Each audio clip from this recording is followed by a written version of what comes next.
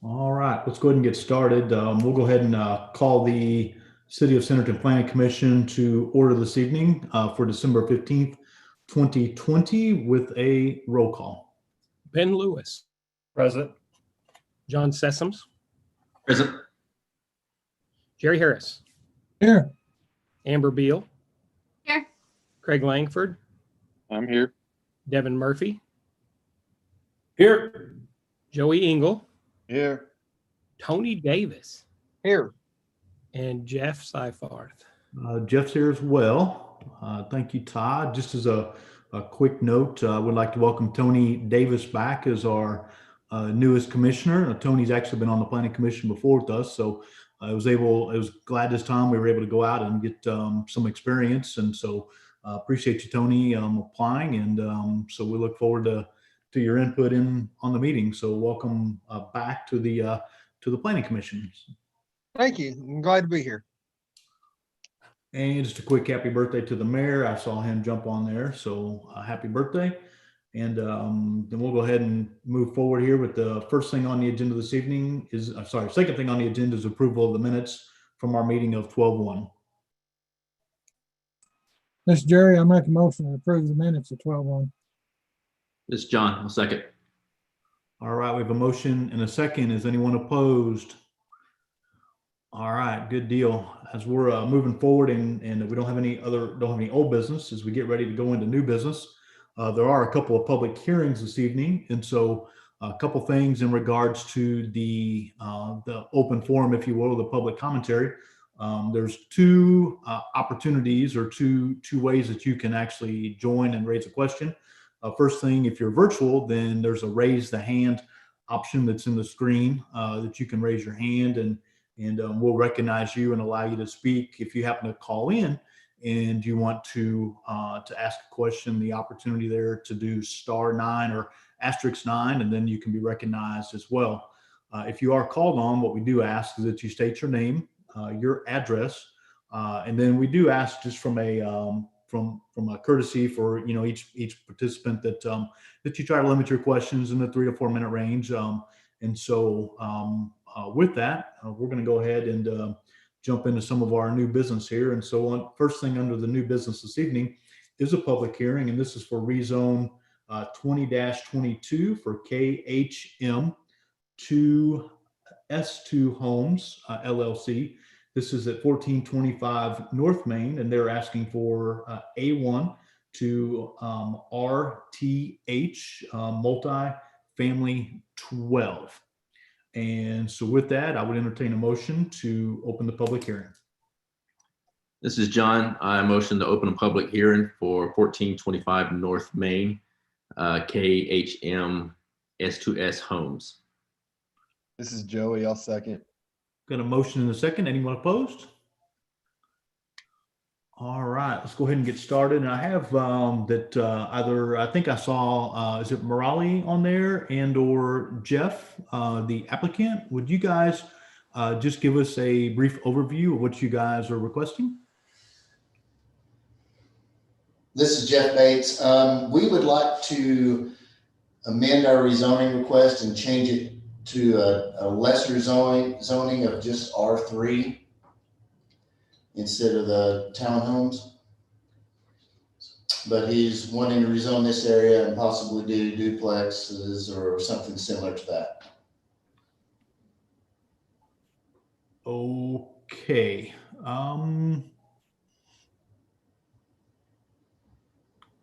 Thanks for that. We'll consider that as we go throughout, and we may have additional questions then based on what we go through. But thanks, Jeff. Hey, Jeff, can we get some clarification on that? Are we going to go R3 multifamily? I think that's what he's going to want. I just want to confirm. Yes, sir. He's wanting R3 multifamily to do duplexes. Okay. The staff may have to scramble here to answer some of the questions that we may have. So I'm sure that they are ready. Let me see here. Donna, I see this is yours. Do you want to go ahead and give us an overview based on the original request and then let us kind of work through the new request for the R3 multifamily after you give us an overview, okay? Sure, I can do that. So the original request was to rezone 9.9 acres from A1 to RTH MF12 residential townhouse multifamily on the west side of Main Street, just south of where Main Street curves to connect to West Highway 72. Intending to develop the property as a multifamily townhouse residential subdivision. It sounds like the new plan is to do an R3 multifamily. For rezones, PC needs to make a recommendation to council, and council will finalize the decision. Residential townhouses are intended for multifamily structures.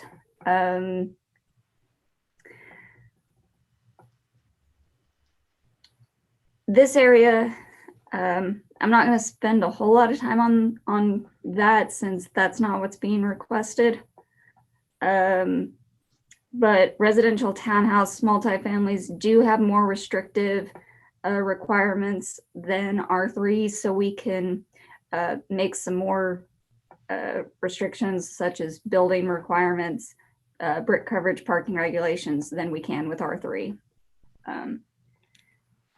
Main Street is designated as a minor arterial with a 90-foot right-of-way on the approved master street plan. Minor arterials support major roadways and often intersect major arterials. The typical street section for minor arterials includes 10-foot trails on both sides, which is included in the 90-foot right-of-way. This plan shows the surrounding zoning and the existing uses. The parcels are flanked to and the west by two existing R2 subdivisions, Tuscany and Forest Park. Tuscany averages out to about 3 units an acre. Forest Park is about 3.3.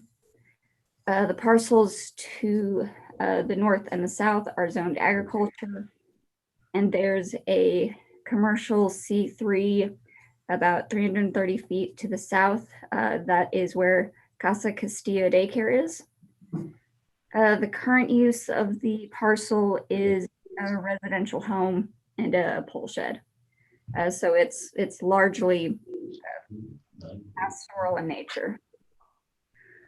We were considering the rezone to RTH MF12, kind of compatible with the adjacent zoning because it could serve as a transition to between the lower density residential neighborhoods and the minor arterial.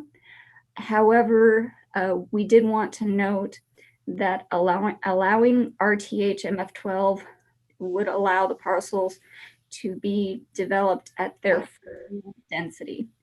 RTH MF12 does allow up to 12 units an acre, and the adjacent parcel, the adjacent subdivisions are only about 3 units an acre.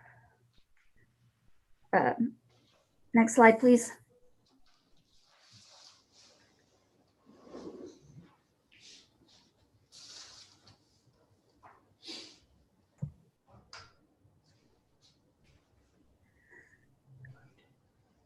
So when we passed the recent comprehensive plan, this is in one of the few commercial areas that we have. And on page 30, it does specifically spell out what this specific area is intended to be. These two parcels make up the northern portion of Area 4. So this area is intended to serve the entire northern half of the city rather than just adjacent residences. So the comprehensive plan states that this area should have stronger design standards. So because the adopted land use is commercial and it's specifically states that it should be serving the entire northern half of Centerton, this is not compatible with the land use plan.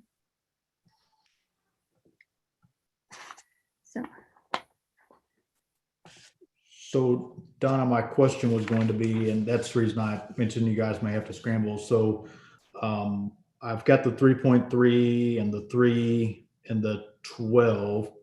What does the R3 multifamily equate to per acre?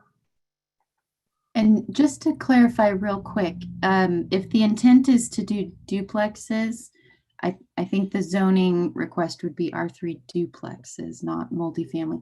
Multifamily allows for a much more intensive use. You're correct. I'm sorry. Yeah, that was my fault too. Thanks, Nicole.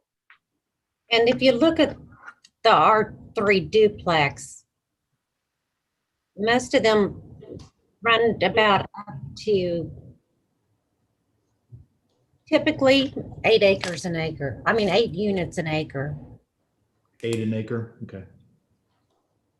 So quickly, I'm sorry, Jeff, if that's 8 units an acre and this is a 10-acre plot, so basically you're just looking at about 8 units.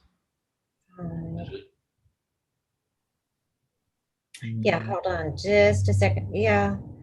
It looks like both of them require a minimum lot area of 4,250 per unit. And that's what we're doing. We're doing 85-foot wide lots. Does that help, John?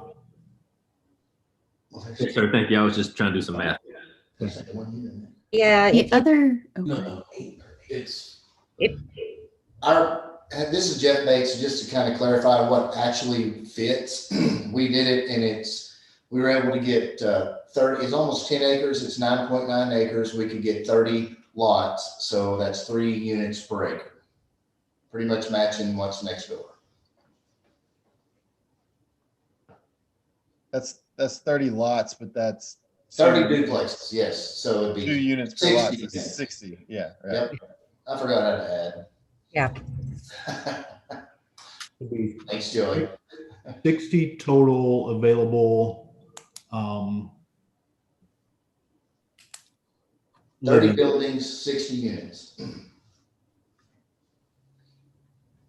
the other kind of difference between the RTH districts and R3, the intent of the RTH district is to subdivide each unit onto its own lot. So the outcome is essentially attached single family homes, and each lot is sellable. So each unit is an individual lot.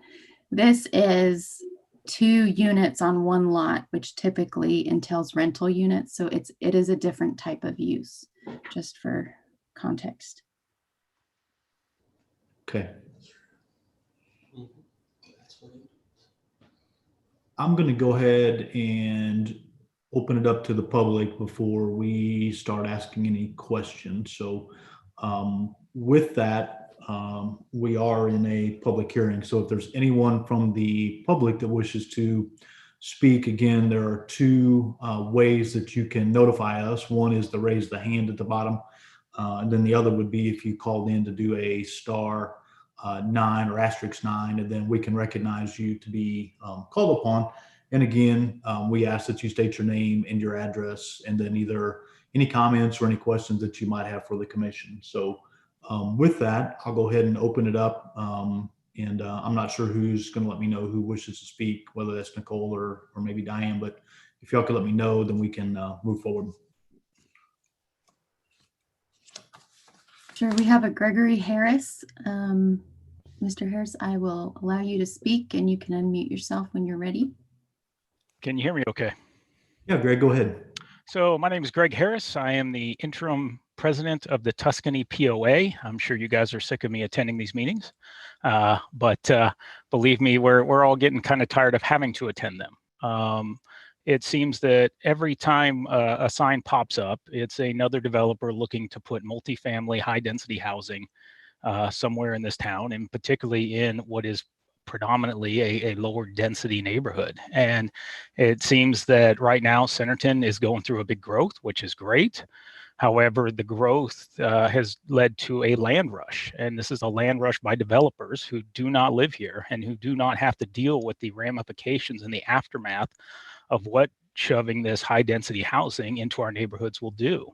As she said, duplexes are predominantly rentals. I've looked at buying a few myself, and the last thing we need is to put an entire rental property adjacent to what are low density houses and A1 agriculture and what is eventually going to be a commercial space. It already takes me 20 minutes at times to get out of my own neighborhood. You understand that Main Street is jammed up right now, and can't leave my own neighborhood at periods of the day. And throwing an additional 60 units onto that road right around the corner from there is going to do absolutely nothing. And I understand that road may be slated for future development, but let's be quite honest. I'll believe it when it's done. I don't anticipate, I'd be surprised if 5 years from now, that's 3 lanes. And if you build the homes first, it's going to put this tremendous burden once again on our neighborhoods. And the developers, they don't live here. They're here for money, and that's all they're here for. Is they see a piece of land and they can make some money, and they can make more money building more houses than they can make building fewer houses. And so every piece of land that comes up, every time we have a developer going, they want more and more and more. And we are the ones in our communities who are left to deal with it. And I'm here for all the residents of Tuscany I've talked to. And believe me, it's been very active on our Facebook pages and our community. Is we are tired of having to fight this every single time. And now maybe the Planning Commission is on board with this. I don't know. Maybe speaking to people who understand and agree. But I can tell you, as residents of Centerton, every time we turn around, we're having to come out here and fight this again. And this isn't what we want out of Centerton. And I think the Planning Commission knows this. We've seen the land use plan. The land use plan looks good. It looks appropriate. You guys did a great job in laying that out and defining what these residential and these commercial areas would be used for. But just because a piece of land comes up for sale, we shouldn't deviate from those plans just to allow somebody to come in, make a profit off us, and leave. And so again, this zoning inconsistent with the land around it completely. It's against the land use plan that's already been approved, and the burden it'll place on the residents around it and the increase in traffic and the decrease in possible land value by putting in rental units. I really hope that we get a number of people on this Planning Commission voting this down. Thank you. All right. Thank you, Greg. All right, Nicole, anyone else have their hand up or wish to speak? I think next was a phone number ending in 563. I'm going to allow you to speak, and you should be able to unmute yourself with *6. You are unmuted. My name is Roger Anderson. I live at 1325 North Main, and I couldn't agree with Greg more. I mean, I've been here at this place since we moved here when I started to school in 1949. And we've seen a lot of change around here. And I guess change is inevitable. But our concern is it seems like there's just sort of a knee-jerk.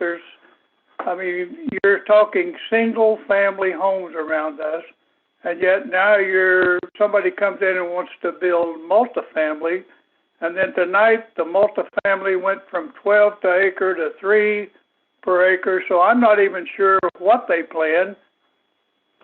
I just don't think it fits with the neighborhood. I don't think it fits with the area. At his point, the traffic here is unbelievable already.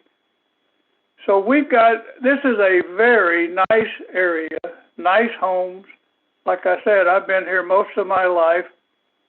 And I just think somebody needs to sit down and say, what does Centerton look like? Or do we just react to the next guy that comes along with some money to throw at you and let's build whatever. I mean, it's like me saying, I think I'm going to start raising hogs here on my A1. Well, I'm not going to do that because it wouldn't fit with the area. So I think we just need to, everybody say, what does Centerton look like ultimately? And is there a long-term plan or isn't there? Is there every time we turn around, there's somebody wanting to do something different that doesn't fit? All right, thank you, Roger. And if you haven't had a chance to review the comprehensive plan, it sounds like Greg did, and I know probably different reasons, but if you get a chance, visit it. Hopefully it kind of spells out a little bit of, what. Hey, I'm all for the comprehensive plan. It's all the addendums and changes and let's try this that drives me nuts. All right, well, I appreciate it, Roger. Thank you. All right, Nicole, anyone else wish to speak? Okay, we have a Steve. Steve, I'm going to allow you to speak. Yes, thank you. Are you there? Yes, go ahead, Steve.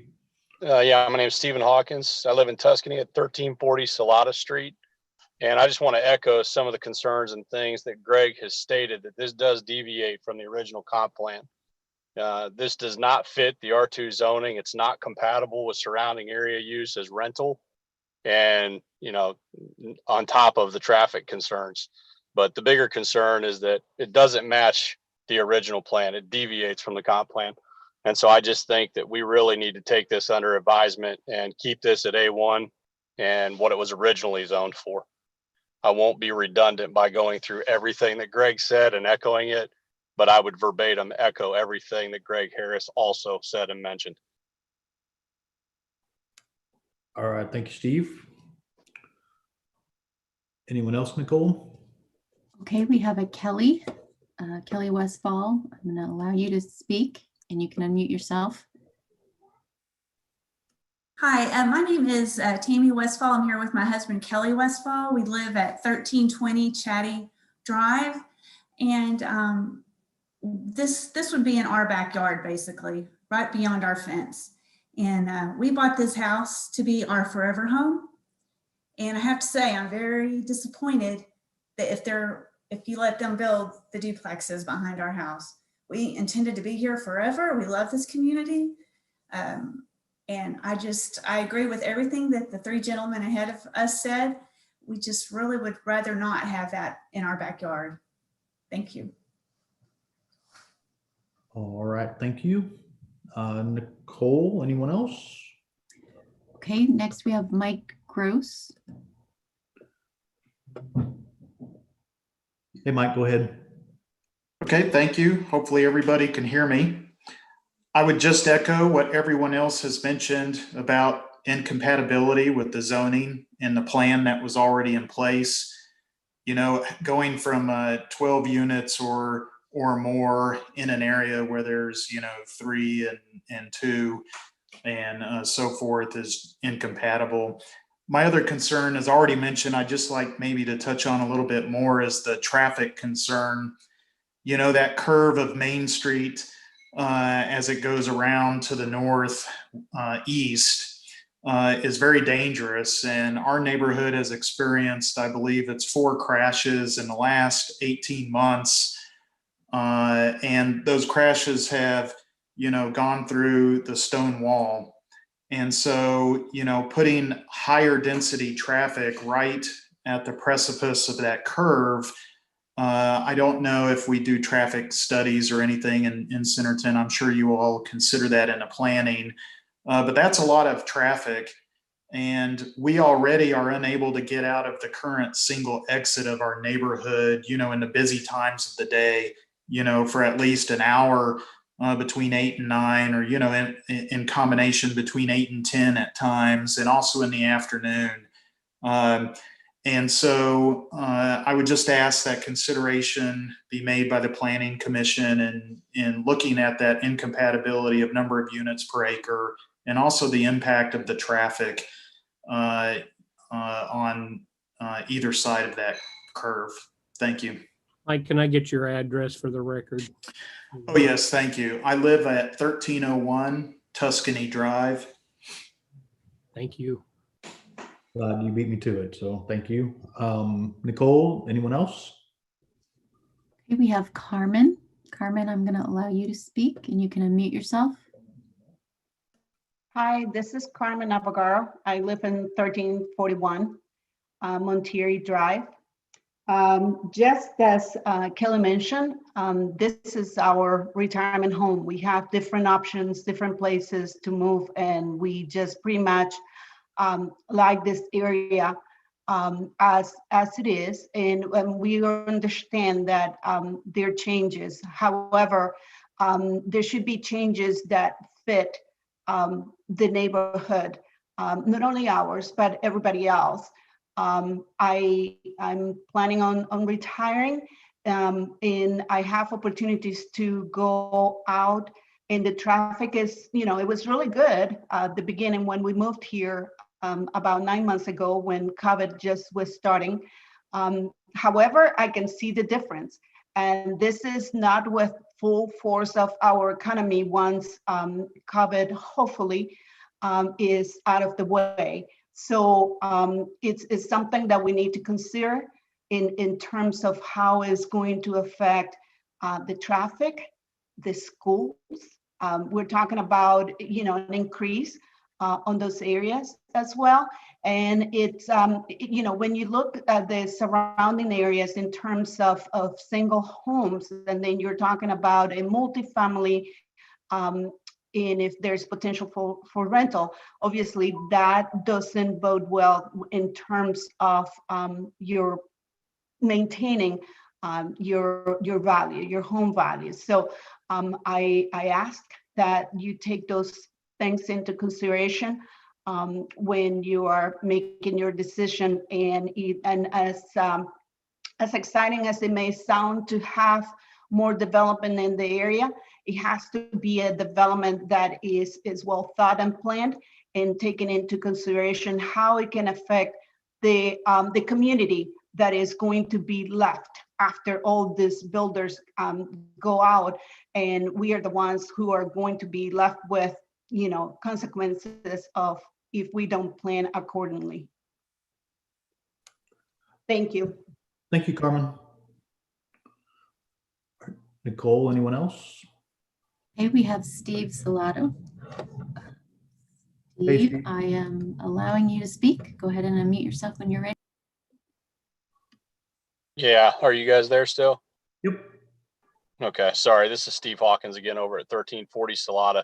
Two more quick things. The traffic naturally is going to increase substantially when we have that bypass going all the way through into Missouri. So we're already going to be dealing with an absorbent amount of additional traffic when that happens. And the second thing I want to reiterate that Greg said, I'm trying not to get on here and be completely redundant, but it's getting taxing that we are continuing to have to get on and fight for these R3 multifamily developments in the middle of R2 zones. At the end of the day, we need to be able to trust that if we miss a sign or we can't get the numbers to get on these calls, that you guys are going to uphold the integrity of the original plans. And I just want to let you know, as a resident of Centerton for 17 years, that's something that we rely on you guys for, and that's important. So as you're taking all this into consideration and you're looking at that, I want you to please remember that, you guys are our eyes and ears. We can't see every sign. We can't scramble for every Zoom call and accommodate this. But at the end of the day, everybody knows what the purpose of the original comp plans were. They're good plans, and any deviation from those, especially for money grabs and R3 development and multifamily homes, is something that we shouldn't have to tax ourselves with being on these calls repetitively to deal with and handle. We should be able to rely on you guys. So that's all I have. Thanks, Steve. Nicole, anyone else?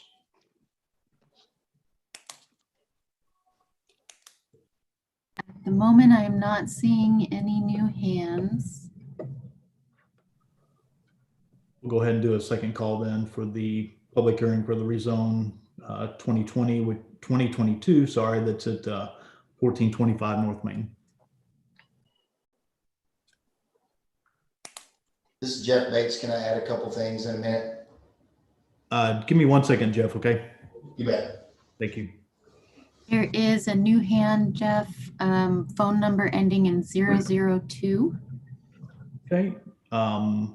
If you would go ahead and state your name and your address, and then you're welcome to address the commission, please.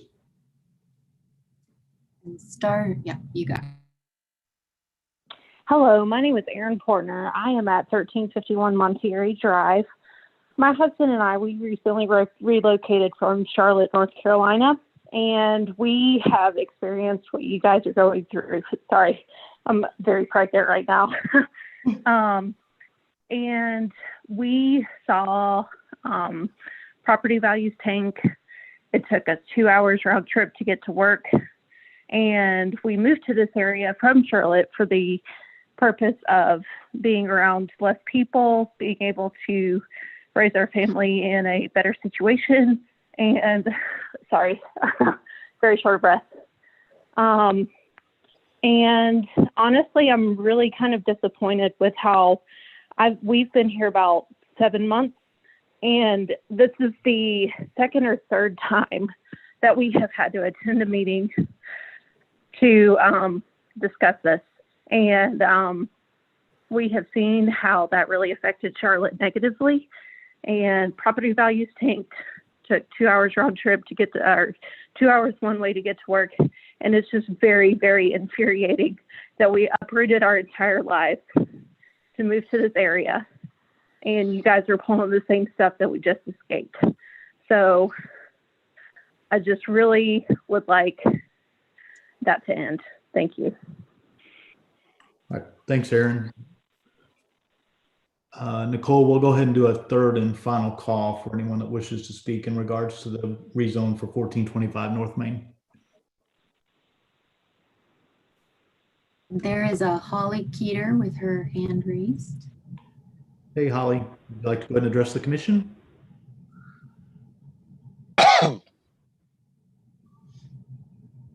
You should be able to unmute yourself, Holly. All right, sorry about that. We are at 1521 Glastonbury Drive, and we are in the Lexington subdivision. I won't take long, but I think we just want to reiterate what everyone else has said. We're really proud of the area in Centerton that we're living in. We're proud of the neighborhood and the surrounding area, and we would hate to see the development of the area change. So. All right. Thank you, Holly. All right. Third and final call, Nicole. Anyone else? There are no new hands raised at the moment. Okay. So I'm going to go ahead and ask for a motion to close the public hearing. This is Jerry. I'll make a motion to close the public hearing. This is Joey. I'll second. All right, we have a motion and a second to close the public hearing for 1425 North Main Street. Is anyone opposed? All right, thanks everyone that interjected questions and or statements. Jeff, I'll go ahead and recognize you now if you'd like to address the commission. Yes, sir. I just want to add a couple of things. It's not the landowner's fault that there's a big traffic problem. That's just some of the growing pains in Northwest Arkansas. R2 is usually a good transition between commercial. Between R3, between commercial, R3, then R2 is usually a good transition. But I just want to make sure, the land use plan is just a good go by, but right now it's showing commercial, which would allow convenience stores, gas stations, hotels, auto detail, like all kinds of things. I just want to make sure that the adjacent property owners are aware of that too. It's not just going to stay a pasture, it's going to develop. I just kind of wanted to add that, and I would like to say one more thing. I'd like to hear y'all's opinion on it first, and then before you vote, I wouldn't mind having the opportunity to table it. Okay. I'll make that note, Jeff, and we'll go ahead and thank you. We'll start our discussion on it. So thank you.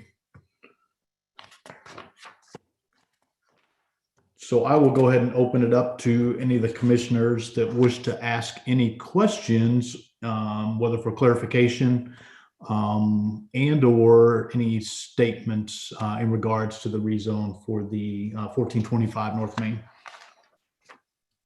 Hey, Jeff, this is Ben. I'm still confused on what we're rezoning to. We started with one thing. At the beginning, it was switched to R3 duplex, R3 multifamily. So everything we have was not prepared for what they switched it to at the beginning. So what is the goal to rezone it to? So their request at the beginning was to change it to an R3 duplex. So apologize for the minor confusion at the beginning, but they're asking specifically for R3 duplex, which in this case, based on the size of the parcel, would allow them to put approximately 30 units, which would total 60 living spaces, if you will. And because they're specifying duplex, then they would build a duplex on this particular piece of land. Okay. Does that help? Yeah, it does. I mean, but is it typical at the beginning of a public hearing to switch what you're rezoning it to without prior notification? It's not a typical process, no. Thank you. But they do have the opportunity, and we've allowed for people to change or potentially table, as Jeff just mentioned. Gotcha. Along with that, but it is atypical for them to request at the beginning because of all the work that we do. Yeah, thank you, sir.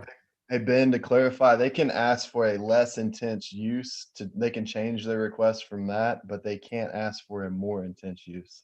Good to know. Yep. Thank you.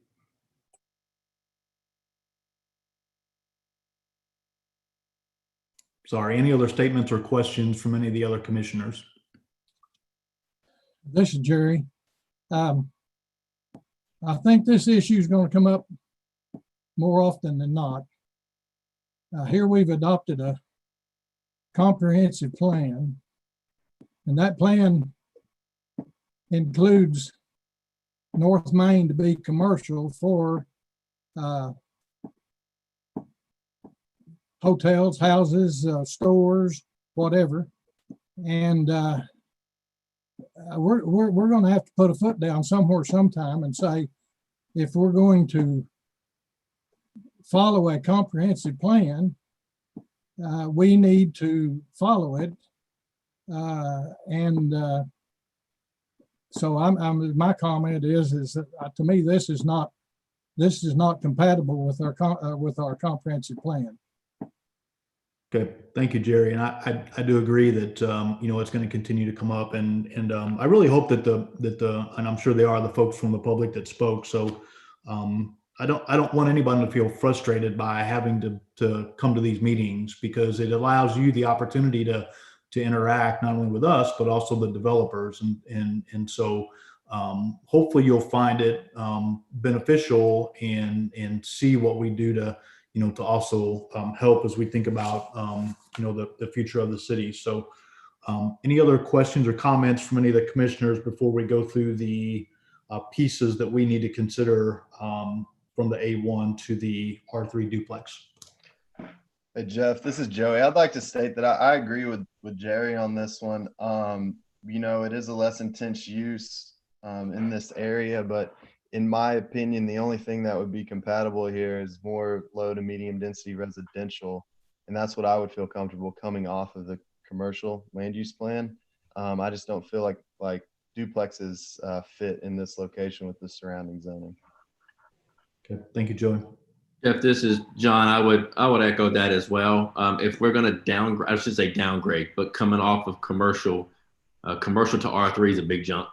And if you look at 4 sides of this property, it's all R2. Putting an R3 in the middle of that R2 is very congestive, I think. I think there were some valid concerns about the traffic coming off of that corner. I can witness to that. That is a bad corner for traffic that has several accidents yearly. I think that would be kind of dangerous to put an entrance there. There's no other road there that you could put an entrance to that neighborhood except for right at that corner. And I just think that's a public safety interest with people coming, ingress and egress out of that neighborhood, proposed neighborhood. Okay. Well, let's go ahead Hey, and go Jeff. through. Go ahead. Hey, Jeff, I'd like to say that I agree. One of my issues, I say issues, one of the things I would like to see in Centerton is more commercial property be available. I mean, because that's really how we're going to fund city growth. That's how we're going to fund our quality of life with our tax revenue, our tax base. And the only way we're going to get that is from businesses coming in. And when we let commercial planned property go, I mean, even though it's A1 right now, but we have it approved with a lot of thought and forecast put in to be a commercial zone, I would have a hard time switching that to any kind of residential, but definitely not duplex rental. Right now, we're asked to consider rezone, like what's the best use for the land, because when we agree to rezone property, that's what is going to be stuck. We're going to be stuck with that rezone. The developer can turn around and flip it. He can make all the promises in the world to us as how he's going to develop it. And then all of a sudden, some other developer comes along and he says, hey, you've got this rezoned. I want to buy this from you and I want to put this or that in it. Well, then we're stuck to allow them to develop whatever fits in that zone. So that's my 2 cents for that. Okay. Thank you, Tony. I'm going to go ahead and go through the questions. I think that we have probably answered most of them, but they may spark any additional comments to share with Jeff before he gets the opportunity to either address those or potentially ask us to table it. So let's go ahead and go through the questions here. And the first one, is the rezoning consistent with the adopted comprehensive plan, including the adopted land use plan? If not, why? And I'm going to say that it's not necessarily compatible based on the commercial aspect of this. Is there anybody that disagrees with that? Okay. So Todd, we're going to say that it's not compatible or consistent, I should say, with that. Is the proposed rezoning compatible with the surrounding area and zones? And again, I think the duplex piece of it, in my mind, makes it less compatible with the residential that's across the highway, the residential that's north and south, along with the residential that's to the west. At least that's my opinion. I certainly open it up to any of the other commissioners in regards to your thoughts and in regards. And I think most of you shared it, but if anybody has anything else to add in regard to that, please feel free to do so. So Todd, I think we're leaning that this one is not as compatible with the area and zones. Would all the permitted uses in the new zone be compatible in this location and the surrounding areas? And again, I think that similar logic that I'm going to lean towards, in my opinion, that it's not necessarily compatible with the surrounding areas. And I think, are there any of the other commissioners that would disagree with me on that? Okay. Would the rezoning provide a benefit to one landowner but not be considered for other similar properties in this area? I'm going to say it's okay on this one. It doesn't provide one benefit necessarily if we were to think about the entire area. We could also consider for other properties, in there. So I don't think there's one benefit just to look at this. Would anybody disagree with me on that one? Jeff, I had a question on that. It says, but not considered for other similar properties in the area. If this is commercial, wouldn't commercial benefit all surrounding properties like a gas station or anything like that versus a home that would only benefit the developer or the landowner? So the way that I look at this one, John, if there's other land that's close, so there's open land that's south of here, whenever you get down to the Castillo and everything, there's also land across from that, which is designated, on the plan as commercial. But when I look at this, I consider, we would do the same considerations if they came to us for the same properties. And we would vet through the same process. So when I look at this and it says, provide a benefit to just this landowner, we would go through the same considerations as the way that I look at it. And so that's that's the way that I look at this question, if that helps. Okay, yeah, that makes sense. So it's basically saying we would permit this, but not consider the same, the same logic for other property around it. Okay, thank you. Okay. I think the other thing interesting about this question is the fact that in the majority of the time we say no in this, and then some people at the end will go, how many yes votes and how many no votes do we have? The typical answer to this has been that no, that there's not a benefit to one over others. So that's a typical answer, but it's not a negative answer for the voted hand. Yep, thank you, Tom. And then the last one, if the public is opposed, why? And so I made a couple of notes just so we can. So just a couple of notes. Of course, we do ask for facts, and so unfortunately, I didn't hear any facts. I just heard some things for us to consider. Traffic, of course, we hear quite a bit. The incompatibility. As well, there was a value aspect. Again, no necessarily facts that talk about any of those specific or any numbers, but certainly things for us to consider as we think about the questions or the opposition of the public. And so again, we do have the facts that were stated or the information that was shared with us.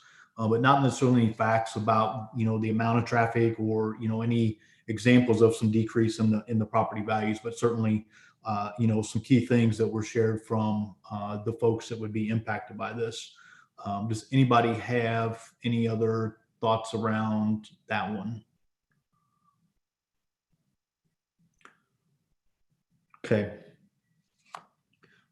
I want to ask a question that may guide Jeff in his next question, if you will. And I just want to open it up to the commission for a conversation and at least get your opinion. And again, maybe this helps Jeff in his thought process. What about some sort of mix here, if you will, that would involve public and potential housing in regards to this, with maybe a lesser density residential towards the back with some commercial up front, or maybe commercial on the bottom and maybe residential on top? And I'd just like to get the opinion of some of the commissioners on that. Jeff, this is Joey. I mean, just off the cuff, it seems like that might fit a little better. At least we're maintaining some of the commercial intent of our land use plan. But with 10 acres, it's going to be hard to get your yield out of that. Understand. I just wanted to open it up and at least get some thoughts and opinions in regards to that. Yeah, this is Tony. I think, like Joey was saying, a mixed use would be more appealing than anything to put. I mean, you can potentially get creative with your developments as far as putting some retail in with maybe an apartment unit or something above, something like that, so that they can have some density, but also we could have the businesses for the sales tax revenue. All right, thanks, Tony. With that, Jeff, before we move to a vote, I'd like to open it up to you for either a statement or maybe a question or two, or your intention if you want us to table it this evening. I appreciate all the feedback and your time and your comments, and we would like to table it and regroup with our client, and feel like I have a good feeling of what y'all are wanting in that area, and I appreciate all the feedback. Thank you very much. I appreciate it, Jeff. So with that, the applicant has asked for us to table it. So at this time, I would entertain a motion to table the rezone 20-22 for 1425 North Main Street. This is Amber. I'll make a motion to table rezone 20-22. Joey, I'll second. We have a motion and a second. Is anyone opposed? All right. Thank you, Jeff. And thank you to the public that joined us this evening as well. All right. Next on the agenda this evening is for conditional use 20-08. This is for the POW temporary RV site, and this is at 8271 North Tycoon Road. And it is A1 and it's 3 acres. So with that, I would entertain a motion to open the public hearing. This is Joey. I'll make a motion to open CU 2008. This is Craig. I'll second. Motion and a second. Is anyone opposed? All right. Is the applicant here just to give us a quick overview? I've got maybe Andrew. This is Diane. I don't see them on here. All right. It's all you then, Diane, to give us. Oh boy. Hopefully my teapot's not too Man, it's- loud. I've got to it's get myself some new screaming. headphones. It is screaming right now. I'm not going to lie. Oh geez, guys, I'm so sorry. I said, there's nothing else going on behind me, so I don't know. Y'all can buy me some new headphones for Christmas. I'm just kidding. This is a conditional use for a temporary dwelling in a 28-foot recreational vehicle on the applicant's property. They are wanting to do an addition to their home. So they would just be residing in this while they add on to the home. And as you can see, oh, there we go. In this drawing that they provided me, the home that says T. Powell is the home that they are going to be adding on to. And the camper is going to be where the little star there is located. They have done this previously in this location. I think possibly when they built the house, there was a conditional use. I believe it was in, let's see, I have it somewhere in my information here. Let me turn my page. They had a conditional use granted in 2016 to live in while they constructed a workshop / residence there at 8271 North Tycoon. Now, as far as our municipal code, typically a recreational vehicle is not permitted as a dwelling unit any longer than 30 days without a special permit issued by the City Planning Commission. So that's why we are bringing this to you tonight. And of course, since it's a temporary use, that also means that our schedule of uses in the zoning code, they are allowed conditionally in A1 agriculture, which is what this is currently zoned in this area. Let's see, they said they are going to use the hookups that are already located on the site. As you can see in the picture there on the right, that has kind of the red shed kind of looking building. There is a water hookup there. And I believe they also have electric in that same area because, again, they had done this previously. The property is not in any kind of existing floodplain. It is 3 acres. It does not front Tycoon Road, this particular piece of property. It is accessed by a 30-foot access easement that they do share with 6 other residential parcels between their lot and Tycoon. And they're not doing any structural changes except for the addition to the home. And that would, of course, be permitted through the building department. They have plenty of parking there on their property for the RV and, of course, any visitors. So that's what this one is. And I do have some proposed conditions for you guys, but I will let you guys talk, see if you have any questions thus far. I'll assume there were no issues in the 2016 time period in which they were permitted to do this before? No, I did not see any issues that occurred with that one. Okay, thank you. You're welcome. So with that, we'll go ahead and open it up to the public. If there's anyone that wishes to speak or have any questions in regard to the conditional use at 8271 North Tycoon Road.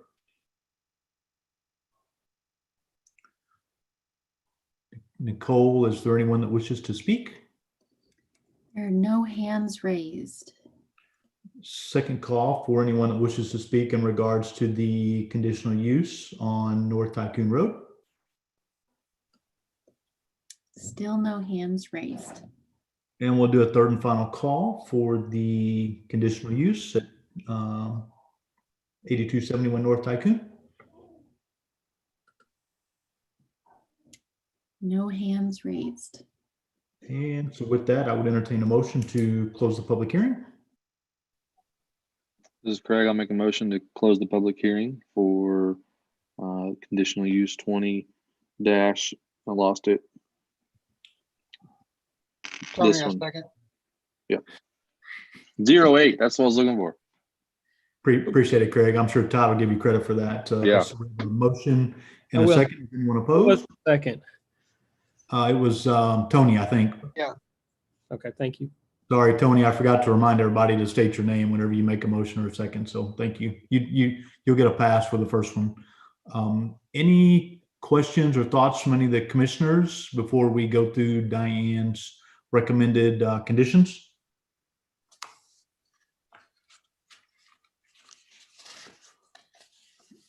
All right, Diane, do you want to go ahead and give us your recommendations? Yes, the recommendation that is specific for this property, we do suggest, obviously, they did request a year.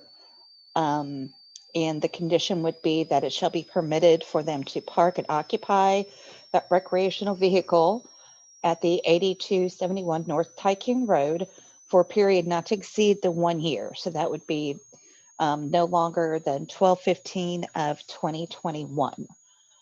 The other conditions that we have are going to be the physical location of the temporary dwelling. It would have to meet the typical setbacks for A1, which would be front and side yard, street side yard of 35 feet, rear yard 25, and side yard of 15 feet. Looks like it might be pushing it a little bit on the side yard of 15 feet, but they do have 15 feet there. The buildings shall comply with all applicable building and fire codes. So, they do have to follow, the rules for fire and building. That they don't, and any future modifications, landscaping, site lighting, development, additions, like I said, those additions that they are going to be doing will have to go to the building department for their approval. The permit does allow for review by the planning commission or code enforcement for, compliance should any issue rise. So if there are any complaints, which, like I said, I didn't see anything from the previous one. So hopefully they won't have any issues, because if so, we do have the right to revoke this conditional use. And our basis for termination would be violation of any of the conditions. And it would have to be approved by the planning commission if we do terminate the conditional use prior to the 1 year. Any concerns or questions from any of the commissioners in regards to the conditions that Diane is recommending? If there are not any, then I would entertain a motion for the conditional use 2008, the Powell temporary RV site. Again, it's at 8271 North Tycoon Road. It is on A1 and it's 3 acres. This This is is Jerry. Go ahead. Jerry. I'll make a motion to approve CU 20-08 Powell temporary RV dwelling. It's John. I'll second. Jerry, do you want to just make sure that you're okay with what Diane is recommending? Absolutely. The conditions, I amend my motion to include the conditions that she has stated. Thanks, sir. John, you still second that? Yes, sir. All right, we have a motion and we have a second. Is anyone opposed? All right, thank you, Diane. Jeff, this was a public hearing. Oh, dang it. Todd, will you do a roll call since Craig's calling me out? You better believe it. I wasn't gonna let you go on. Thank you. Ben Lewis, Yes. John Sessoms, Yes. Jerry Harris, Yes. Tony Davis, Yes. Amber Beal, Yes. Craig Langford, Yes. Devin Murphy, Yes. Joey Engel, Yes. and Jeff Seifbarth. Yes. Thank you, Craig. All right, next on the agenda this evening is a public hearing, conditional use 20-09 for the Centerton Long Shot Cell Tower. This is at 514 Townview Road. It's A1 and it's 34.78 acres is the total parcel. And so with that, I would entertain a motion to open the public hearing. This is Joey. I'll make a motion to open the public hearing. Devin, I'll second. Motion and a second. Is anyone opposed? All right. Greg, are you there? I believe that you were going to be on this evening to just give us a quick overview.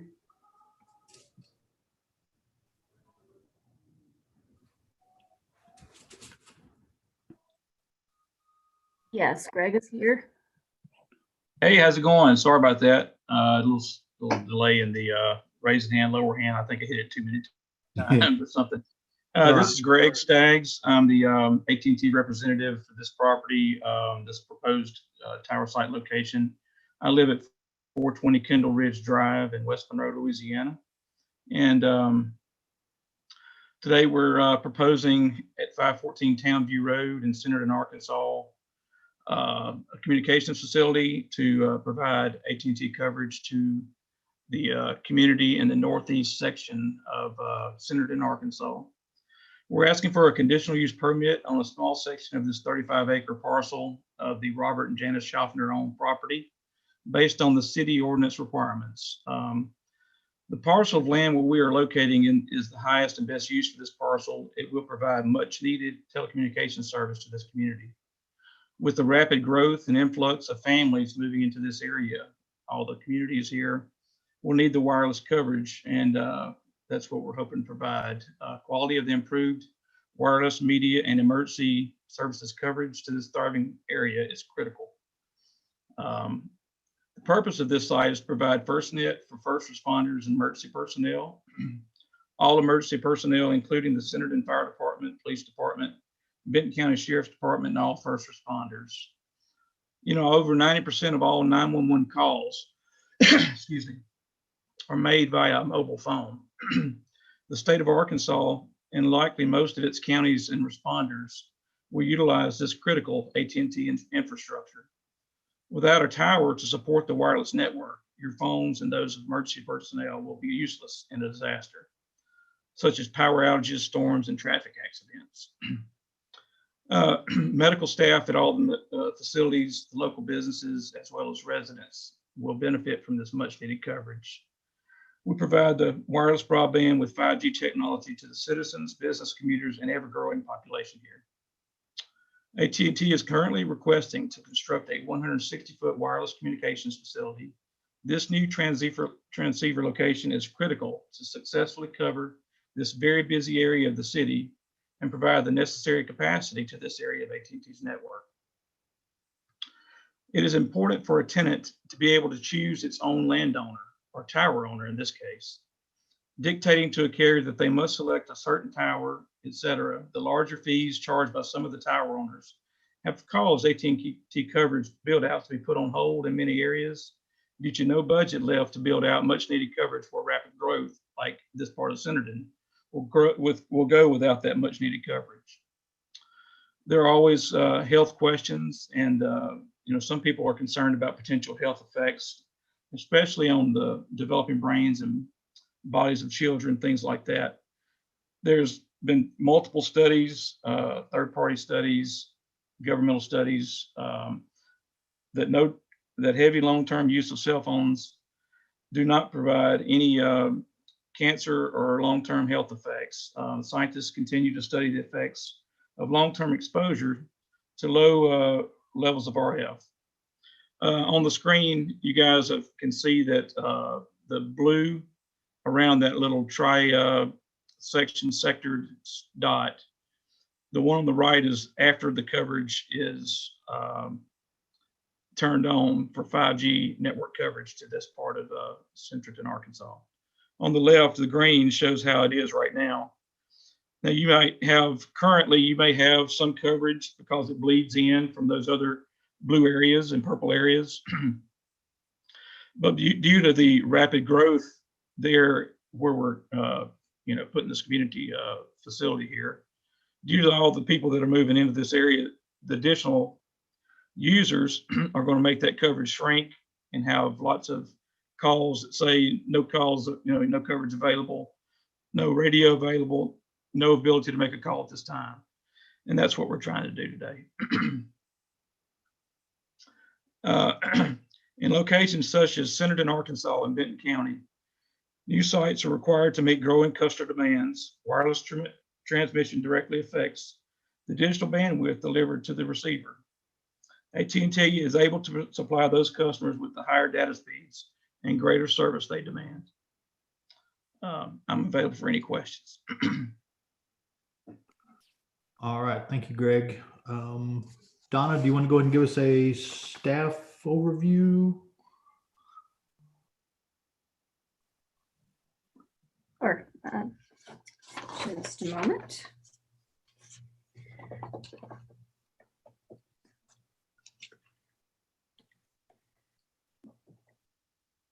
So the proposal is for a 75 by 75 area on about 240 foot north of the southern property line of the Patton Family Trust on Townview Road in Centerton, to be developed with a wireless telecommunications tower. As Greg has stated, it would have FirstNet equipment for first responders. According to our schedule of uses, wireless telecommunications facilities are conditionally allowed in A1 agricultural districts. There would be no indoor structural changes. The outdoor structural changes would be the construction of the 75 by 75 fenced enclosure area, the construction of the tower, and supporting equipment. It would be an unmanned facility, so with unlimited access to service personnel, minimal facilities, minimal number of employees, regular access to team members about 1 to 2 times per quarter, about 3 to 4 total visits per month expected once constructed. It's not going to be available to the public, so they're not expecting that any additional parking will be required. Right now, the site is essentially an empty field. So if we could, at this point, Centerton does not have any specific requirements for cell towers. However, Benton County does. So number 1 is that towers shall be set back from the nearest edge of all roads by at least 50 feet plus the height of the tower. This proposal does meet this requirement. It also states that no occupiable residences shall be within a distance of the height of the tower plus 50 feet. The tower is 160 feet. So that includes, that would mean 210 foot. At the bottom of this exhibit, there is a radius of 210 feet. So the house is outside of this radius. There is a shop that is in that, as well as a small shed. There are a couple of turkey houses. I clarified with Greg. He's spoken with the Schaffners, and those two buildings are intended to be abandoned, but they are currently still there. Another regulation of Benton County is that the towers shall not generate noise that can be heard beyond the site. I've spoken to Frank, who has a tower on the Centerton Utilities property. And Greg has also spoken to him, and because the tower on the Centerton Utilities properties generates a fair bit of noise that can be heard about 200 feet away. Frank has stated that that tower has fans on it. Greg has clarified that this one is not intended to do so. It will be more of a residential air conditioner type tower. So he is not anticipating that this one will have as much of an issue with noise. But something to consider is what exactly site boundary would reference in this point, because this parcel is not exactly a parcel. It is a leased portion of the property. Another requirement is that the fence must be posted. Excuse me, I've skipped one. Every tower must be surrounded with a fence at least 6 foot in height. This proposal does meet that. The fence must also be posted with signs warning against trespass. This also meets that. Additionally, any ladder or other apparatus designed to aid in the climbing of the tower must be constructed so the bottom 12 feet is not readily accessible. These plans didn't specifically show a ladder. I've talked with Greg, and he stated that a ladder is something that would be constructed and could be made to meet those requirements.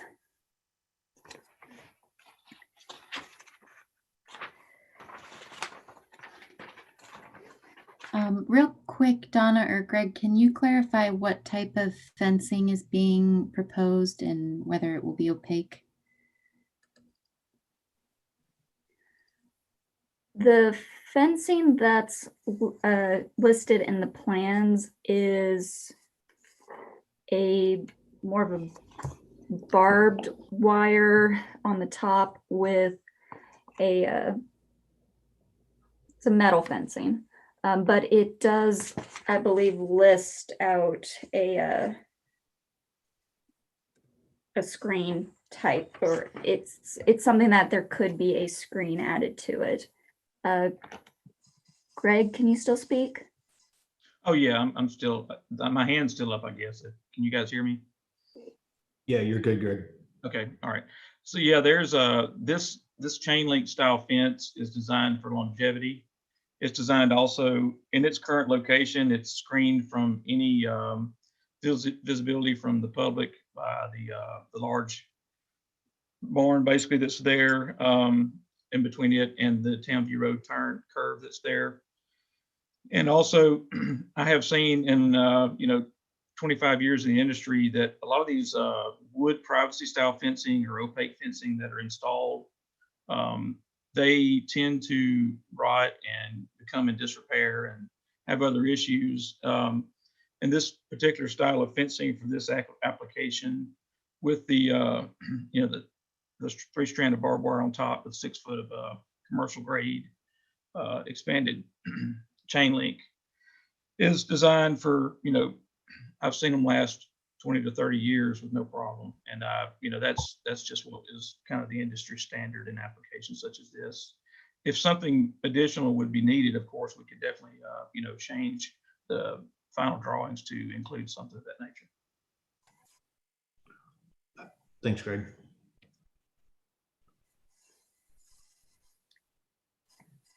I'm sorry, I was kind of battling technology. I heard the chain link and the barbed wire, but typically we have like the strips going through the chain link to make it opaque. Did you mention that? Yes, we could install that if it was required on this facility. It's if those strips are, something that's deemed that this particular type of chain link would allow for those strips to be installed. Okay, so that would be for the commission's consideration. Yes. Now, again, I hate, just as far as those types of things go, once a horse or a cow or something like that comes around, those things start looking pretty rough. It's just, and they're made out of metals. They last a long time as long as they don't have interference from employees, workers, things like that. But it's definitely something we would do, All right, thanks. Donna, anything else before we open it up to the public?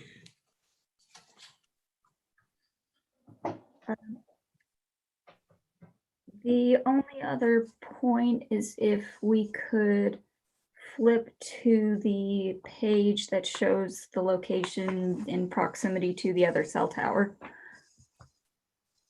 Just to give you a reference. The darker circle is this location, and the other circles are where the other cell towers are. But aside from this, we can discuss before we go into conditions of approval. Isn't there one, I was looking at Highway 72 there. There's one up off of Highway 72 right behind the water towers, isn't there? It is distinctly possible I might have missed something. Okay.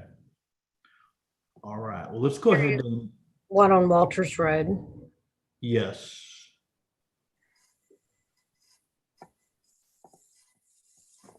All right, well, I will gladly add something if I have an incomplete map. It's okay. Let's go ahead and open up to the public. If there is anyone that wishes to speak, we do ask that you state your name, address, and then any questions or concerns that you might have from the commission. So with that, Nicole, is there anyone that wishes to speak? There are no hands raised other than Greg at the moment. A second call for anyone that wishes to speak for the conditional use for the cell phone tower at 514 Townview Road. Still no hands. And third and final call. No hands. So with that, I would entertain a motion to close the public hearing. This is Joey. I'll make a motion to close the public hearing. John, I'll second. Motion and a second. Is anyone opposed? All right, Donna, let's go into the recommendations, I guess, you have for us to consider in regards to this conditional use. All right.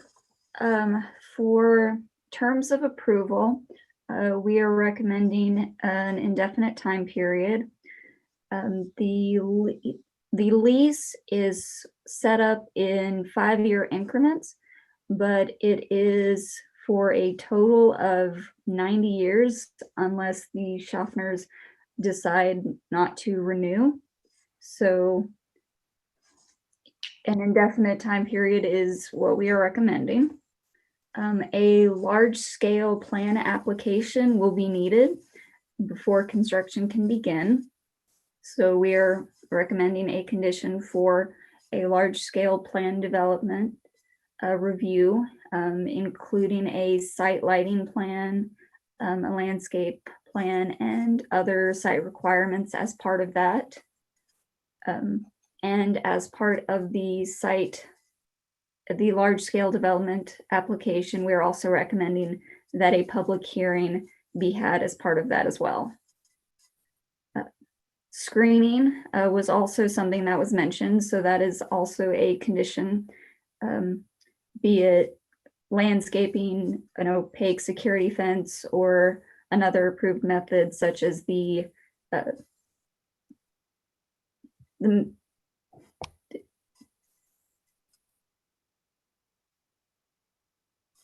Donna, did we lose you?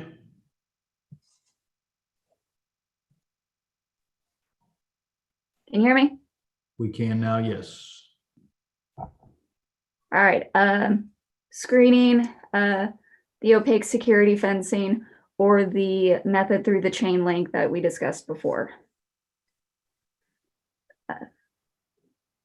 And then the others are through the Benton regulations, security with the fencing, the signage, and the noise that we've discussed already.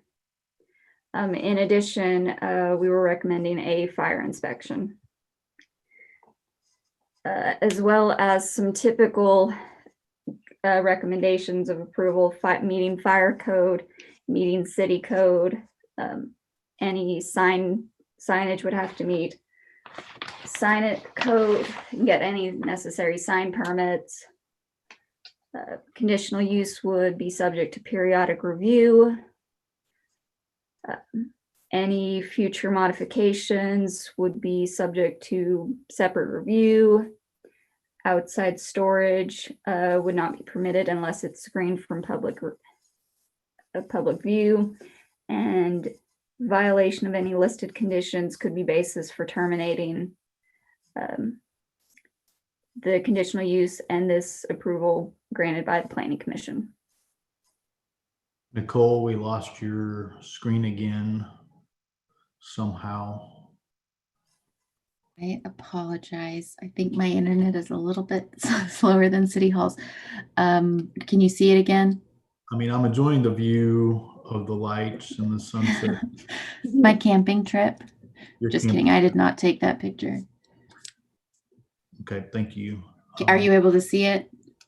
Yeah, we're back to the original, the Benton County piece of it. I kind of like Site plan? I kind of like this page before that had the conditions on it. I'm sorry. It's okay. Okay. Oh, perfect. Thank you. Any comments, questions, concerns from any of the commissioners in regards to the conditions of approval that Donna or the staff is recommending? Hey, Jeff, this is Joey. You'll have to refresh my memory, but it was either the Carroll substation or another cell tower that came in. And I think we had some evergreen landscaping around it, even with that opaque fence. I think due to the high nature of residential traffic and visibility around here, I would like to see that, and I would propose to include that in the conditional use. So it does talk about in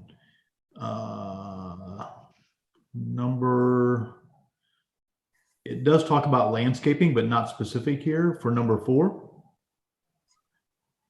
Yeah, I kind of wanted to spell it out so we didn't, so they knew what, you know, we were asking and what they were getting into when they do the large scale.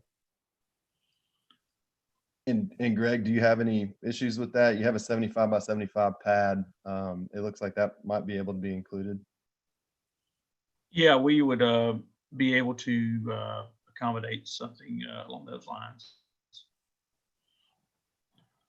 Joey, do you want it to be a little more specific as far as evergreen, or do you want to leave it as landscaping now that Greg's committed to? No, my original comment was evergreen. I'd like to specify that. Okay. If everybody's okay with that. This is John. I would agree with the evergreen. That where that's going to be located butts up to future development in phase 3 and 4 of Tuscany. So those will be homes back there that will have that in their backyard essentially. So the evergreen will help conceal a lot of that year round. Yeah, I was just thinking more of the ground equipment, lights or anything. Obviously, you're going to have a 160-foot cell tower there. Not much you can do about that, but that might help a little bit. And I hope we get to keep the donkey there. My son loves that donkey. All right, so we'll amend number 4 there to just to say evergreen landscaping instead of just landscaping. So to clarify, for the screening, are you wanting the screening to be evergreen landscaping specifically? fencing with the opaque screen and evergreen landscaping, I would assume around the outside of it. Okay, so not, okay, understood. Perfect. Any other questions or comments from any of the commissioners? If not, then I would entertain a motion for the conditional use 2009, the Centerton Long Short Cell Tower at 514 Townview Road. Again, it is on A1 and it's approximately 35-acre parcel. This is John. I'll motion to approve conditional use 20-09 Centerton Longshot Cell Tower at 514 Townview Road with the terms and conditions approval for as for mentioned by Donna in our approval sheet. Joey, I'll This is second Jerry. that. Okay. We got a motion and a couple seconds. Todd, if you'll do a roll call for me. You better believe it. You don't think Craig would let us out of this without doing that, right? Ben Lewis, Yes. John Sessoms, Yes. Gary Harris, Yes. Tony Davis, Yes. Amber Beal, Yes. Craig Langford, Yes. Devin Murphy, Yes. Joey Engel, Yes. and Jeff Seifert. Yes. All right. Thank you, Greg and Donna. Appreciate it. Next on the agenda this evening is our last public hearing. This is for conditional use 20-11, Christian Life Fellowship Church on Gamble Road. This is R3 and it's 2.8 acres. And I believe that, is it John or Johnny's going to represent? Is that correct?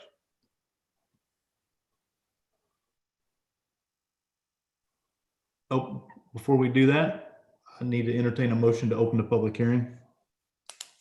This is Joey. I'll make a motion to open the public hearing for conditional use 2011. This is This is Amber. Craig. I'll second. A motion and a second by Amber. We'll give her credit this evening. And so we have a motion and a second. Is anyone opposed? All right. Is the applicant on to give us an overview?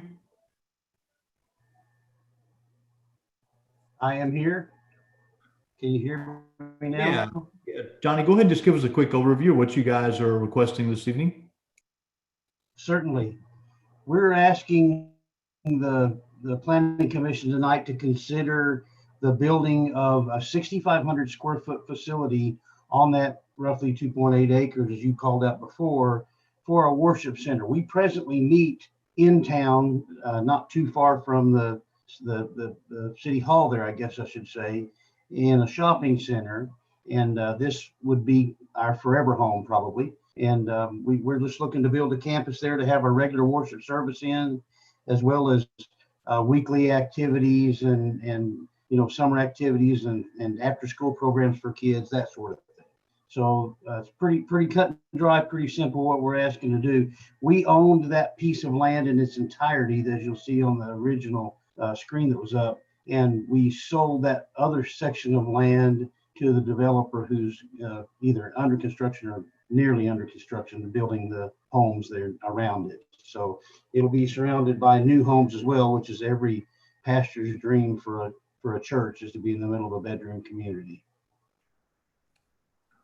Our pastors, the Kings, Pastor King is a licensed counselor, and they'll do family counseling and that sort of thing from that facility as well. All right, perfect. Thank you, Johnny. I appreciate it. Thank you. Donna, is this you as well, I believe?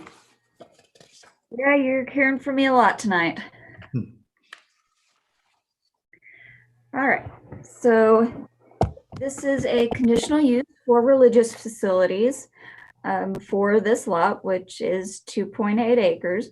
It is currently zoned R3, which is conditionally allowed for religious use.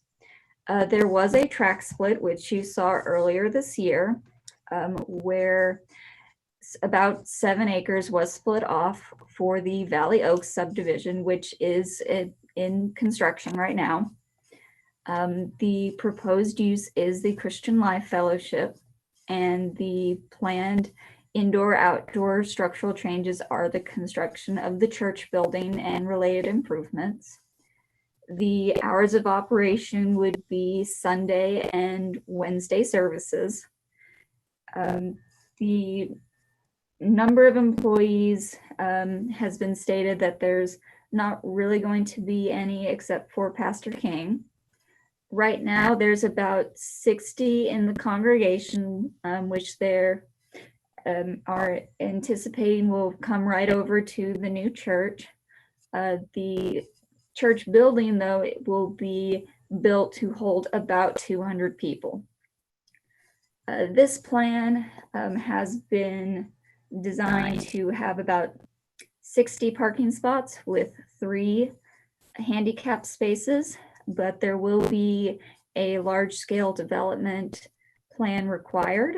So we'll take a closer look at what is actually going to be required and if there's going to be additional parking, sidewalk, that sort of thing when we get into the large-scale development. Signage has just been starting to look at. They are anticipating a lighted monument sign. We could go to the next page. This is the track split plan. The lot outlined in red is the church lot. So the larger lot is the duplex subdivision, Valley Oaks, which is currently under construction. Gamble Road is to the side, which is a minor collector. So could we go to the next page? So this is the lot on a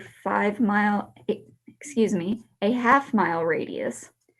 So because this is a assembly use, there's potentially going to be a lot of people coming here from a wider radius. So I'm presenting this to you so you can see more than just the immediately adjacent lots.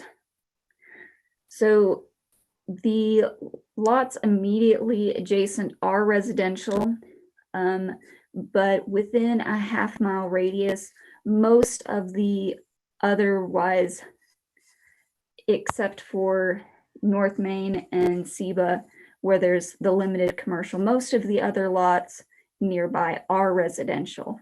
So and then there is the high school, there's another church nearby, there's a cemetery towards the west. So there is a lot of residential, so it is potentially a good place for a church.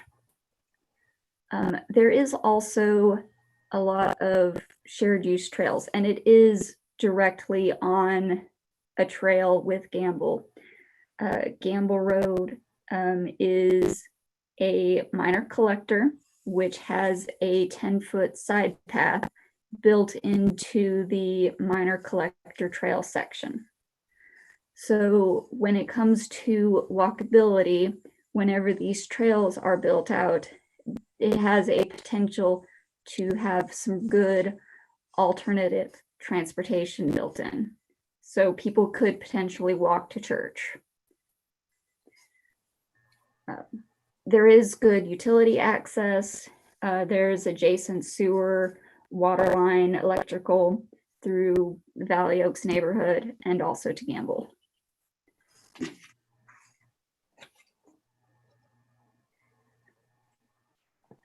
And as I mentioned before, we are going to have to do a large scale development before we do any construction.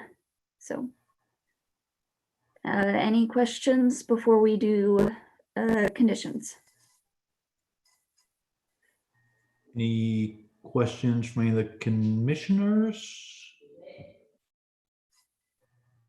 Let's go ahead and open it up to the public. If there's anyone that wishes to speak in regards to the conditional use for the Christian Life Fellowship Church, feel free to raise your hand, or if you're on the phone, you can do a *9 or *9, and then we will open it up to speak.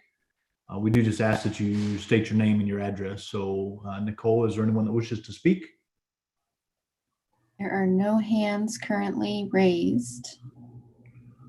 Second call to speak in regards to the conditional use 2009 for, 2011 for the Christian Life Fellowship Church. There are no hands currently raised. And we'll do a third and final call for conditional use 2011, the Christian Life Fellowship Church. Still no hands. And with that, I would entertain a motion to close the public hearing. This is Joey. I'll make a motion to close the public hearing. John, I'll second. Motion and second. Is anyone opposed? All right. Donna, let's go through the conditions, please. All right. We're recommending that the term of approval be for an indefinite time period or until the religious use is discontinued for 1 year, at which point they would have to reapply and get approval again. As I stated, there will be a large-scale development plan application required with all the plans, landscape plan, lighting plan, and all of the other associated plans required for that. We're also recommending that there be a public hearing associated with that large-scale development plan. We are recommending a fire inspection prior to occupancy. We're also recommending that there be a condition specific to sound, that music or sound shall not be played in a manner that is plainly audible to any person other than those who are voluntarily listening to the sound and unreasonably disturbs the peace, quiet, or comfort of neighbors, subject to penalties of City Code Chapter 7.44. The others are general conditions related to building and fire code, having to get licensing and permits as necessary, signage permits, future modifications needing to get separate review, and periodic reviews as necessary.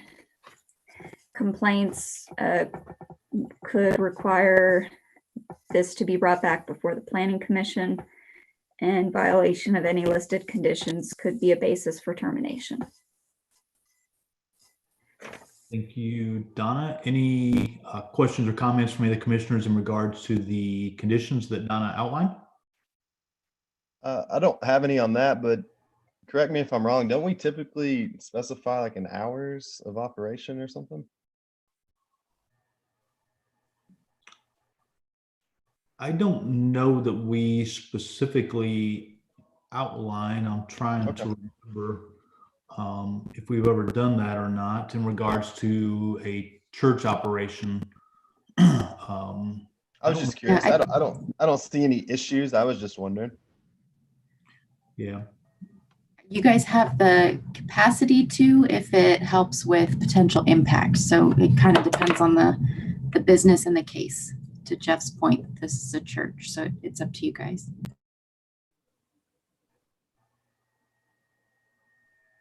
Any other? Joey, did you have something? Sorry. Yeah, I got one more. Again, this goes back to landscaping, conditional use. I don't know when our landscape code's gonna be completed, but with this being completely surrounded by residential on all sides, I would like to propose some sort of landscape screening requirement between this, which would essentially be considered maybe possibly commercial, against the residential, which is typical in other communities around here. But I wanted to hear what you guys thought. I think I'd be open to that. Johnny, do you know if the duplex development is going to put some fences in on that? I think it would be the west side.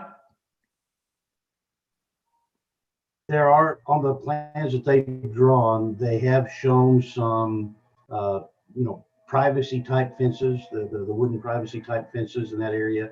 I'm not sure exactly where they're going to be. It's our desire to landscape the property in the most beautiful way that we can, but it's also our desire not to be hidden. One of the reasons that we're on Gamble and in that neighborhood is so that we can be seen. It's a very visible place, and it's important to us that traffic and neighborhoods have access to us. We're actually as just a part of discussion, the property wraps around us that we sold. And so there's going to be a street, I believe, that goes back into Zachary behind us. We will most likely access that street as well. So it's going to be broken up by, a couple of different obstacles there as far as landscaping is concerned. But again, it's not our desire to do anything that's not, we want it to be the prettiest place on the block, but we also want it to be the most visible place on the block too, if that makes sense. If I can say that without being offensive. Yeah, and I think what Joey is leaning towards is we certainly don't want to hide it, but in regards to the, the surrounding pieces, if you will, the other housing, certainly would like to see some screening. Typically, we put that in anytime there's a, don't take this wrong, but a commercial type setting, or a gathering place, if you will, Yes, where there's going to be traffic and, and people gathering and everything else. We typically would require some sort of screening, and as he, alluded to, the possibility of a fence in regards to, the houses that are to the be the north, and then of course working with the the subdivision or the duplex, I guess, just making sure that there's a barrier, if you will, some sort of fencing, in addition to the additional, the landscape planned in regards to the trees and the other things, if that makes sense. Yeah, and Mr. Baker, Well taken. Yes, sir. Mr. Baker, to elaborate on my point, Jeff hit the nail on the head. It was more in relation to your surrounding uses, the residential around you. We surely don't want you to landscape up your frontage where nobody can see you and it looks like a jungle going through there. But what I envisioned were just, trees spaced out. I would assume there'd be a fence from all the residential development around you, and then just trees spaced out along the fence line, just to kind of break that up. And, Jeff was also talking visual, but that can also be a sound benefit as well. Yes, sir. I will bring to your attention that to the gosh, I'm so bad with directions, but if you're facing Gamble Street, standing on our property, looking to the left, there's an existing berm there that's kind of landscaped now. That's right, where that cursor's at. And we'll continue that. We don't want to remove that berm because we think it would be we think the neighbors enjoy that privacy there. So we're going to leave that berm and continue that landscaping there. So, Mr. Eagle, your point, I take it well and certainly understand. Thank you. Okay, thanks, sir. Any other questions or comments from any of the commissioners? If not, I would entertain a motion for conditional use 2011 for the Christian Life Fellowship Church. Again, this is on Gamble Road. It is R3 and it's 2.8 acres. And Donna has outlined the recommendations along with the additional comment, I'll call it, from Joey in regards to some sort of additional screening, like a fence or something like that, just from the residential. Okay, so Jeff, just to clarify, the additional comment is screening between adjacent residential properties. Correct. And I was more specifically talking about landscaping. I'm sure there's already going to be a fence there, so that was in addition to that. Okay, thank you.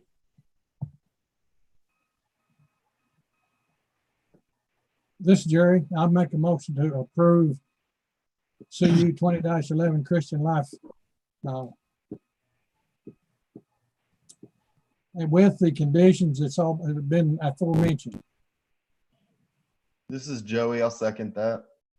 All right, thank you, guys. We have a motion and we have a second. Todd, if you'll do the roll call for me, please. Ben Lewis, Yes. John Sessoms, Yes. Jerry Harris, Yes. Tony Davis, Yes. Amber Beal, Yes. Craig Langford, Yes. Devin Murphy, Yes. Joey Engel, Yes. and Chairman Jeff Seifarth. Yes. All right. Thank you, guys, for your discussion this evening during those public hearings. I definitely appreciate it. And it definitely helps the applicants. Under other business, I told Lorraine she didn't have to type an agenda item here, but under other business, we do need to elect our officers for next year. So president, vice president, and the secretary designation, which I'm currently the chairman, of course, with Joey being the vice, and then Devin being our secretary. So we did pass, if you remember earlier in the year, the fact that the terms would last for 2 years based on our next election. So with that, I would entertain a motion for someone to recommend for the chairman for the next 2 years. This is John. I motion to recommend Jeff Seifarth for chairman for the next 2 years and Joy Engel as vice. Okay. It's Devin. We have a motion and we have a second. Is anyone opposed? All right, thank you, guys. I appreciate it. Now I'd also entertain a motion for the secretary. I'm sorry, Jeff. I thought I included secretary. I motioned Devin for secretary as well. My apologies. This is Craig. I'll second that one. We have a motion and a second for Devin to continue as secretary. Is anyone opposed? If he wants to, again, sorry. All right, we have a motion and a second. Is anyone opposed? Devin's just out of sorts because he doesn't have his deer head behind him tonight with the hat on and stuff. I can see him. All right, again, thank you guys for the vote of confidence, and you know, I do appreciate it. And again, the participation tonight was really good. So our next planning commission meeting is scheduled for 1/5 of 2021. It's just crazy to think that 2020 is about over. The next council meeting, yes, no doubt, John. The next council meeting is on 1/12/2021. And within your packet, there is a planning submittal and meeting dates for 2021. And as easy as this might seem, this is like the nightmare to put together. So I do appreciate the staff for putting this together. So what I would recommend, if you guys will, is to take this and then transfer it over to your calendar to kind of give you a heads up of the first meeting.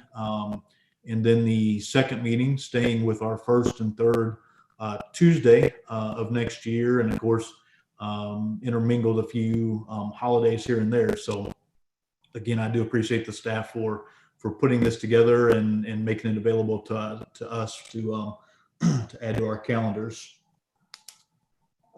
Lorraine, Nicole, anything else from staff?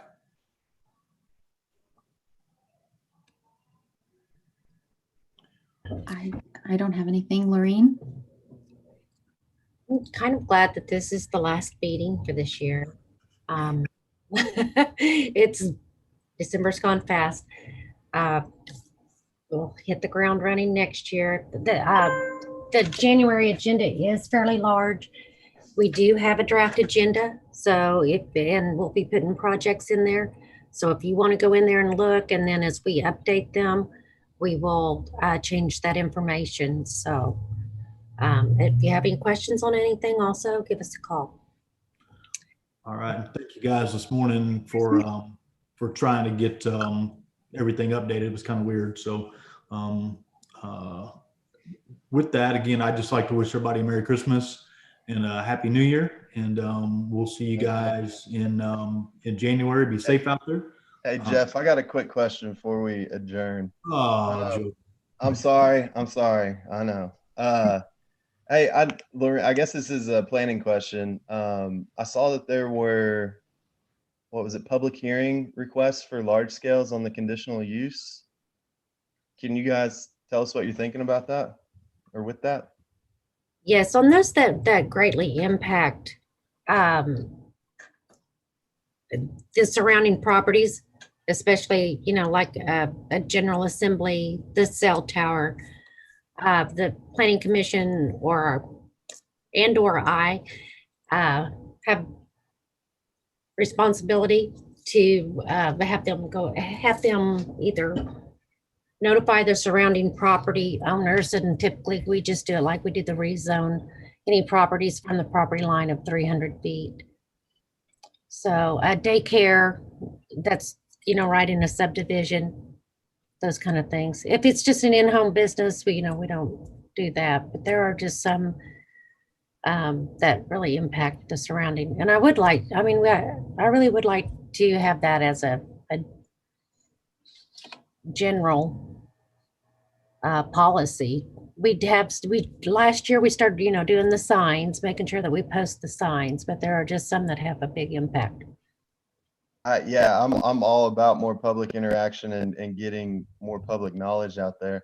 The only thing that I'm concerned with about that is, coming from the other side, when I used to have to do that, that's a lot of extra work on the developer and a lot of cost, really. I mean, you're looking at probably 4 to 6 hours to compile that list, make the mailers, go to the post office and do that.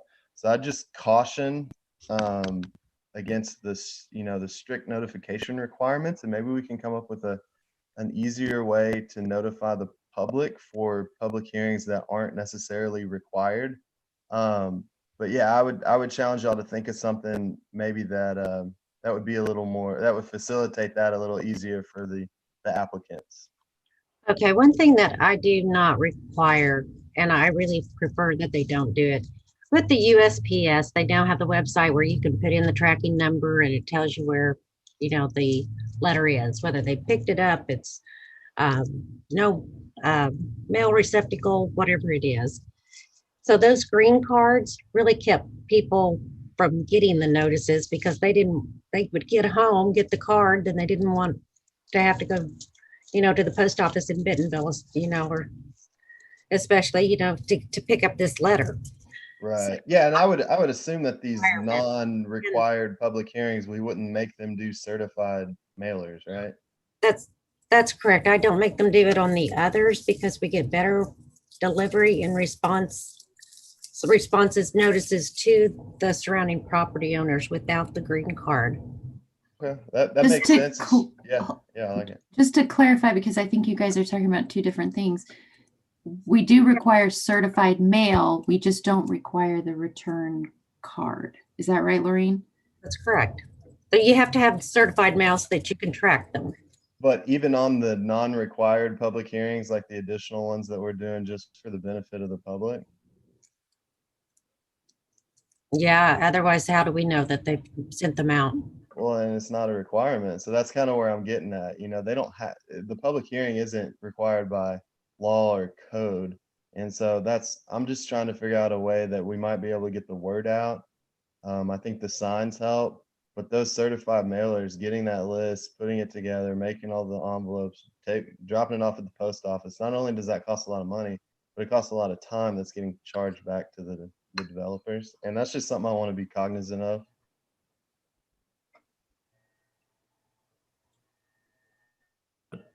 I think it's a fair question, Joey, and I think we should brainstorm to make sure that we, figure that out, and maybe if they know ahead of time, it would help the list process, if you will. But let's, I think we should brainstorm and maybe if there's any ideas to certainly, share them back with the staff in regards to, the way to do that. As well, that may be the most effective way.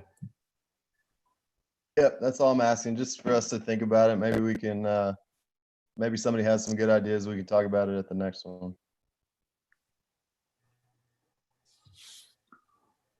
All right. Anything else? If not, I would entertain a motion to adjourn the meeting. This is John. I'll motion to adjourn the planning meeting for the night. Devin, I'll Joey. second. Yep. All right. Motion and a second. Is anyone opposed? All right. Thank you, guys. See you next year. Merry Christmas. you. Merry Merry Christmas. Christmas, everybody. Night, Merry everyone. Christmas, guys.